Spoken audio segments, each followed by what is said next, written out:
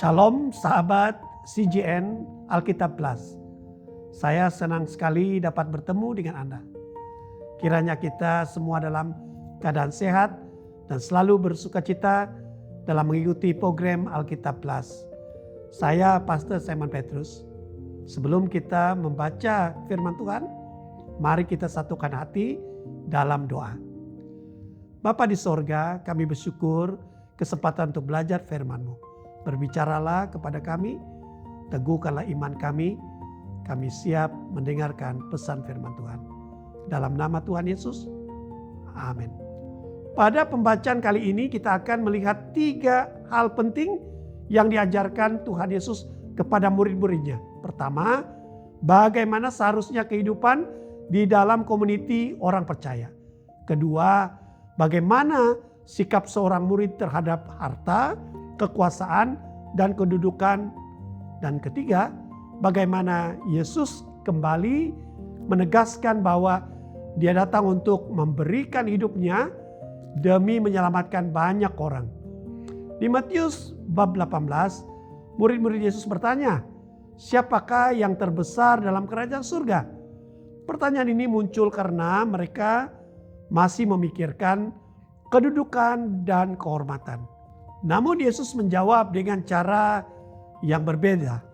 Dia memanggil seorang anak kecil, lalu berkata, siapa yang merendahkan dirinya seperti anak kecil, dialah yang terbesar dalam kerajaan surga. Melalui pengajaran ini Yesus mengingatkan bahwa kebesaran di hadapan Allah tidak diukur dari jabatan atau kehormatan. Sebaliknya, Tuhan melihat kerendahan hati dan hati yang mau taat kepadanya. Selanjutnya Yesus juga mengajarkan pentingnya menjaga sesama agar tidak jatuh ke dalam dosa. Dia menggambarkan kasih Allah melalui perumpamaan tentang seekor domba yang hilang. Seorang gembala rela meninggalkan 99 ekor domba demi mencari 1 ekor yang tersesat. Begitu juga hati Bapa di surga. Dia tidak menghendaki seorang pun binasa, tetapi ingin setiap orang kembali kepadanya. Kemudian Yesus mengajarkan bagaimana menyelesaikan persoalan jika terjadi kesalahan di antara sesama saudara seiman. Tujuannya bukan untuk menghukum, melainkan memulihkan hubungan dan membawa kembali saudara kita kepada Tuhan. Di akhir bab ini, Petrus bertanya, Tuhan, sampai berapa kali aku harus mengampuni saudaraku? Yesus menjawab, bukan sampai 7 kali, melainkan sampai 70 kali 7 kali. Melalui jawaban ini, Yesus mengajarkan bahwa pengampunan tidak boleh dibatasi. Sebagaimana Allah telah mengampuni kita, demikian juga kita dipanggil untuk mengampuni sesama. Memasuki Matius bab 19, Yesus berbicara tentang kehidupan keluarga, kekayaan, dan mengikut Tuhan. Ketika seorang muda yang kaya datang kepada Yesus, ia bertanya apa yang harus dilakukan untuk memperoleh hidup yang kekal. Namun ketika Yesus memintanya meninggalkan hartanya dan mengikutinya, orang muda itu pergi dengan sedih karena sangat terikat pada kekayaannya. Melalui peristiwa ini, Yesus mengingatkan kita bahwa harta bukanlah sesuatu yang salah. Tetapi jangan sampai harta menguasai hati kita dan menggantikan posisi Tuhan dalam hidup kita. Kemudian Yesus memberikan janji kepada mereka yang rela meninggalkan segala sesuatu demi mengikut Dia. Di Matius bab 20, Yesus menyampaikan perumpamaan tentang para pekerja di kebun anggur. Melalui perumpamaan ini Yesus mengajarkan bahwa kasih karunia Allah tidak diukur berdasarkan lamanya seseorang melayani atau besarnya usahanya. Semua yang menerima keselamatan menerimanya karena kasih karunia Allah. Setelah itu untuk ketiga kalinya Yesus memberitahu kepada murid-muridnya bahwa dia akan pergi ke Yerusalem, diserahkan kepada musuh-musuhnya, menderita, disalibkan, dan bangkit pada hari yang ketiga. Meskipun demikian, murid-murid masih belum sepenuhnya memahami maksud perkataan Yesus. Tidak lama kemudian, ibu dari Yakobus dan Yohanes datang meminta agar kedua anaknya mendapat tempat yang terhormat di dalam kerajaan Yesus. Kesempatan itu dipakai Yesus untuk mengajarkan bahwa kebesaran menurut kerajaan Allah berbeza dengan kebesaran menurut dunia. Yesus berkata, "Barang siapa ingin menjadi besar di antara kamu, hendaklah ia menjadi pelayanmu." Lalu Yesus menutup pengajaran itu dengan berkata, "Anak manusia datang bukan untuk dilayani, melainkan untuk melayani dan memberikan nyawanya sebagai tebusan bagi banyak orang." Inilah inti pelayanan Yesus.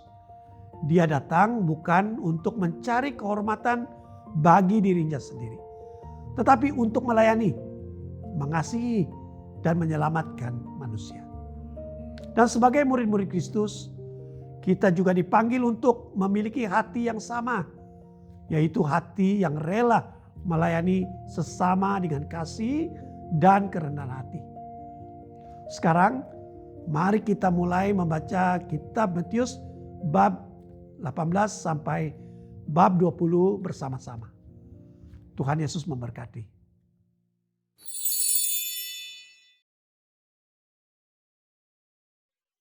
Pada ketika itu, para murid Yesus datang bertanya kepadanya, "Siapakah yang dianggap terbesar antara orang dalam kerajaan surga nanti?" Yesus memanggil seorang kanak-kanak, disuruhnya berdiri di hadapan mereka semua.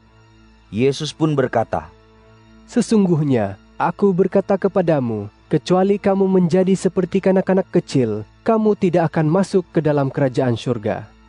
Oleh itu, orang yang dianggap terbesar dalam kerajaan surga ialah yang merendah diri dan bersikap seperti kanak-kanak. Sesiapa yang menyambut seorang kanak-kanak seperti ini karena namaku, menyambutku.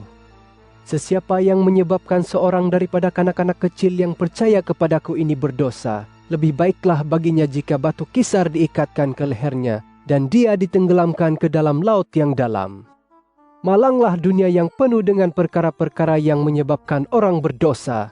Memang dosa tetap berlaku, tetapi malanglah orang yang menyebabkannya. Sekiranya tangan atau kakimu menyebabkan kamu berdosa, potong dan buanglah tangan atau kaki itu. Lebih baik kamu kehilangan sebelah tangan atau kaki tetapi menikmati hidup kekal, daripada kamu mempunyai 2 tangan dan 2 kaki tetapi dihumbankan ke dalam api kekal. Jika matamu menyebabkan kamu berdosa, cungkil dan buanglah mata itu. Lebih baik kamu kehilangan sebelah mata tetapi menikmati hidup kekal, daripada kamu memiliki 2 mata tetapi terhumban ke dalam api neraka. Hati-hatilah, jangan hinakan seorang daripada muridku yang kecil ini. Ketahuilah, malaikat-malaikat mereka sentiasa berada di hadirat Bapa-Ku di surga. Anak manusia datang untuk menyelamatkan orang yang hilang. Bagaimana pandanganmu? Jika seseorang mempunyai 100 ekor domba dan seekor daripadanya hilang, apa yang akan dilakukannya? Tentulah dia meninggalkan 99 ekor domba yang sedang merumput di bukit dan pergi mencari domba yang hilang itu. Sesungguhnya, aku berkata kepadamu, apabila dia menjumpainya, domba yang seekor itu lebih menggembirakannya daripada 99 ekor yang lain itu.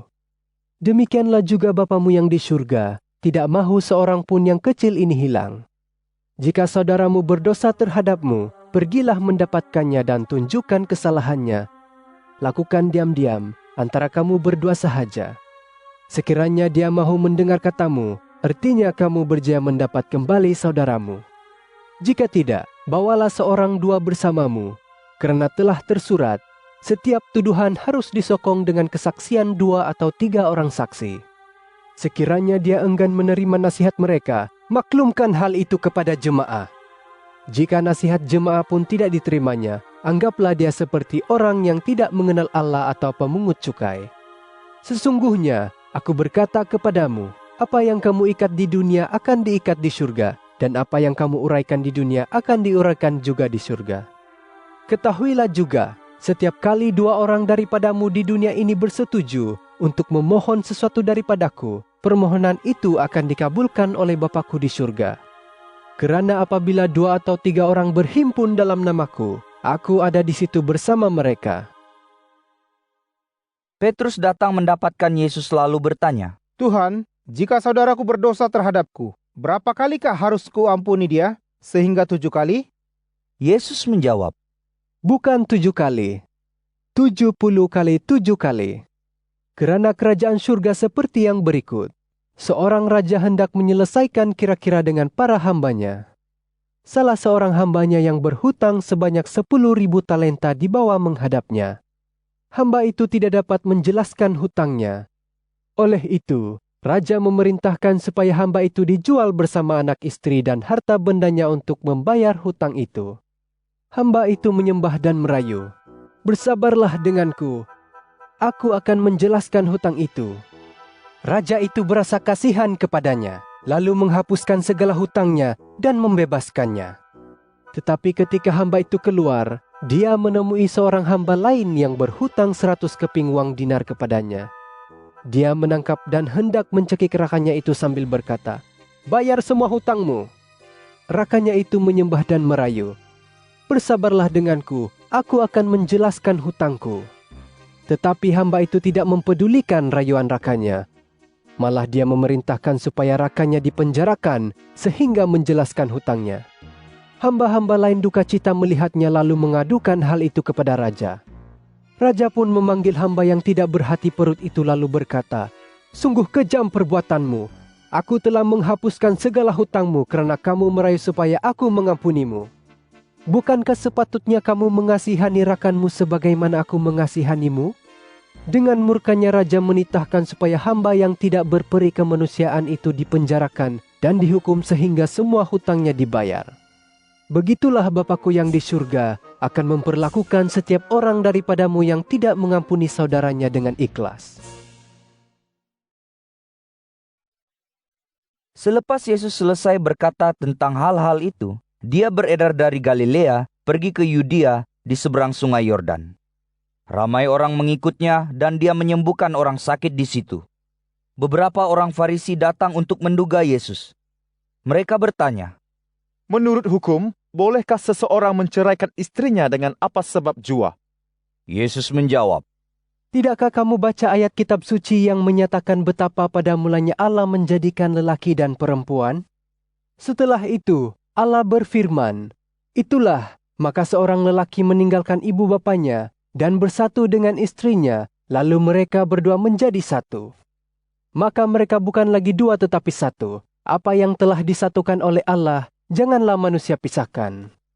Kata orang Farisi itu, "Kalau begitu, mengapakah Musa memberikan hukum membenarkan seseorang lelaki menceraikan istrinya dengan menulis surat cerai?" Yesus menjawab mereka, "Musa membenarkan kamu menceraikan istri karena hati kamu begitu tegar. Tetapi pada mulanya bukanlah begitu. Sesungguhnya, jika seseorang lelaki menceraikan istrinya, kecuali karena zina, lalu berkawin pula dengan perempuan lain, dia berzina." Para murid Yesus berkata, "Kalau begitulah hidup suami istri, lebih baiklah tidak berkawin langsung." Yesus menjawab, "Tidak semua orang dapat menerima ajaran ini, hanya mereka yang dikurniai keupayaan untuk menerimanya. Ada beberapa sebabnya seseorang itu tidak berkawin. Ada yang dilahirkan begitu, ada yang dibuat orang begitu, dan ada pula yang membuat dirinya begitu untuk mengabdikan diri kepada kerajaan surga. Biarlah ajaran ini diterima oleh yang mampu menerimanya." Beberapa orang membawa kanak-kanak supaya diberkati oleh Yesus dengan meletakkan tangannya ke atas mereka serta mendoakan mereka. Tetapi para murid Yesus memarahi orang yang membawa kanak-kanak itu. Yesus berkata kepada murid-muridnya, "Biarkan kanak-kanak kecil itu datang kepadaku. Jangan larang mereka, karena orang seperti itulah yang empunya kerajaan surga." Yesus meletakkan tangannya ke atas kanak-kanak itu dan memberkati mereka. Kemudian dia beredar dari situ. Pada suatu hari, seorang pemuda datang berjumpa Yesus lalu bertanya, "Guru, apakah perbuatan baik yang harus aku lakukan untuk mendapat kehidupan kekal?" Yesus menjawab, Mengapa kamu bertanya kepadaku apa yang baik? Hanya ada satu yang baik. Sekiranya kamu ingin masuk ke dalam hidup, patuhilah hukumnya. Pemuda itu bertanya. Hukum yang mana? Yesus menjawab. Jangan membunuh, jangan berzina, jangan mencuri, jangan memberi kesaksian palsu. Hormatilah ibu bapamu, kasihilah sesama manusia sebagaimana kamu mengasihi dirimu sendiri. Semua hukum ini telah kupatuhi. Kata pemuda itu. Adakah lagi yang harus kulakukan? Yesus menjawab. Jika kamu ingin menjadi sempurna, pergilah, jual segala harta bendamu dan sedekahkan kepada orang miskin, maka kamu akan mendapat harta di surga. Sesudah itu, datanglah dan ikut aku. Apabila mendengar jawaban Yesus, pemuda itu beredar dari situ dengan duka cita, karena dia seorang yang kaya raya. Yesus pun berkata kepada murid-muridnya, Sesungguhnya, aku berkata kepadamu, susah sekali bagi orang kaya memasuki kerajaan surga. Aku berkata kepadamu, lebih mudah bagi seekor unta memasuki lubang jarum daripada seorang kaya memasuki kerajaan Allah. Para murid Yesus heran mendengar kata-kata itu, lalu bertanya. Kalau begitu, siapakah yang dapat diselamatkan? Sambil memandang mereka, Yesus menjawab. Hal itu mustahil bagi manusia, tetapi bagi Allah tidak ada satupun yang mustahil. Petrus menjawab. Kami telah meninggalkan segala-galanya untuk mengikut-Mu. Apakah yang akan kami terima? Yesus berkata kepada mereka. Sesungguhnya, aku berkata kepadamu, ketika Anak Manusia duduk di atas taktanya yang mulia dalam dunia baru, kamu muridku juga akan bertakhta menghakimi 12 suku Israel. Setiap orang yang telah meninggalkan rumah, atau saudara lelaki, saudara perempuan, ibu bapa, anak-anak, atau ladang karena namaku, akan menerima 100 kali ganda apa yang ditinggalkannya, dan akan memperoleh hidup kekal. Tetapi ramai orang yang terdahulu akan menjadi terakhir, dan yang terakhir akan menjadi yang terdahulu. Kerajaan surga seperti seorang tuan tanah yang keluar pada awal pagi untuk mengupah orang bekerja di ladang anggurnya. Dia bersetuju membayar upah sekeping uang dinar. Kemudian dia pun menyuruh mereka pergi ke ladang. Kira-kira jam ketiga, tuan tanah itu keluar lagi lalu melihat beberapa orang lain berdiri-diri tanpa berbuat apa-apa di pasar. Dia berkata kepada mereka, "Pergilah bekerja di ladang anggurku. Aku akan memberimu upah yang berpatutan." Mereka pun pergi. Pada jam ke-6 dan ke-9, begitu jugalah yang terjadi. Kira-kira jam ke-11 dia pergi lagi ke pasar dan melihat beberapa orang berdiri-diri tidak berbuat apa-apa. Dia menanya mereka, "Mengapa kamu membuang masa tidak membuat apa-apa kerja?" Mereka menjawab, "Tiada siapa mengupah kami bekerja." "Kalau begitu, pergilah bekerja di ladang anggurku," kata tuan tanah itu. Setelah hari petang, tuan ladang anggur itu berkata kepada ketua pekerja, "Panggillah pekerja-pekerja itu dan bayarlah upah masing-masing, mulai daripada pekerja yang datang terakhir hingga kepada pekerja yang datang awal sekali." Mereka yang bekerja dari kira-kira jam ke-11 menerima sekeping uang dinar seorang. Oleh itu, mereka yang bekerja sejak pagi menjangka akan menerima bayaran yang lebih, tetapi mereka pun mendapat sekeping uang dinar seorang. Mereka pun mulalah bersungut kepada tuan tanah itu. Mereka berkata, "Pekerja-pekerja yang baru datang itu cuma bekerja sejam sedangkan kami sehari suntuk dalam panas matahari. Tetapi Tuan membayar kami dan mereka sama sahaja." Tuan tanah itu menjawab seorang daripada mereka, "Dengarlah kawan, aku tidak menipumu. Bukankah kamu telah bersetuju bekerja dengan upah sekeping uang dinar sehari? Ambillah upahmu dan pulanglah. Aku memang hendak memberi pekerja yang datang terakhir itu upah yang sama. Bukankah aku berbuat sesuka hati dengan uangku sendiri? Mengapakah kamu busuk hati karena aku bermurah hati?" Yesus berkata lagi, Begitulah, orang yang terakhir akan menjadi yang terdahulu, dan orang terdahulu akan menjadi yang terakhir.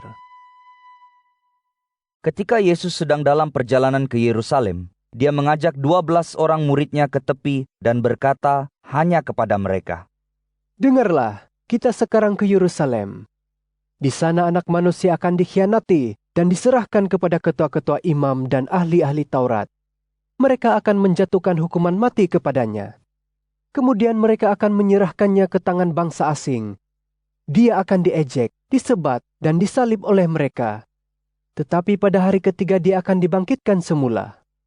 Setelah itu, istri Zebedius datang mendapatkan Yesus dengan kedua-dua orang anaknya. Dia bersujud di hadapan Yesus dan memohon sesuatu. Apakah permintaanmu? Tanya Yesus. Ibu itu menjawab, Berjanjilah bahwa apabila engkau menjadi raja, kedua-dua orang anakku itu akan duduk dalam kerajaanmu di kiri dan kananmu. Yesus berkata kepada kedua-dua anak lelaki ibu itu, Kamu tidak tahu apa yang kamu minta itu. Sanggupkah kamu minum dari cawan yang akan kuminum? Sanggup. jawab mereka. Yesus berkata kepada mereka, Memang kamu akan minum dari cawanku. Tetapi untuk duduk di kiri dan kananku, bukanlah aku memberikannya, tetapi tempat itu milik mereka yang telah disediakan oleh Bapakku. Apabila 10 murid Yesus yang lain mendengar perkara itu, mereka marah kepada 2 orang saudara itu.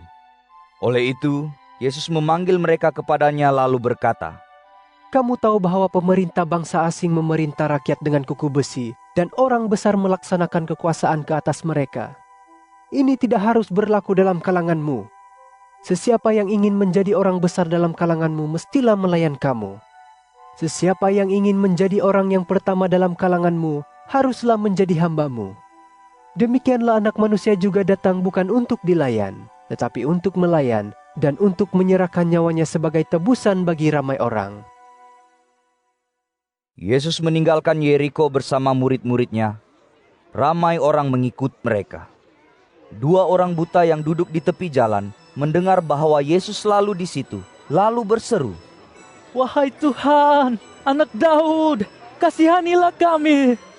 Orang ramai memarahi mereka dan menyuruh mereka diam. Tetapi mereka semakin kuat berseru, Wahai Tuhan, Anak Daud, kasihanilah kami. Yesus berhenti, lalu memanggil mereka dan bertanya. Apa yang kamu mahu kubuat untukmu? Jawab mereka, Tuhan, kami ingin melihat. Yesus berbelas kasihan kepada mereka. Dia menyentuh mata mereka dan serta-merta mereka dapat melihat. Lalu mereka pun mengikutnya.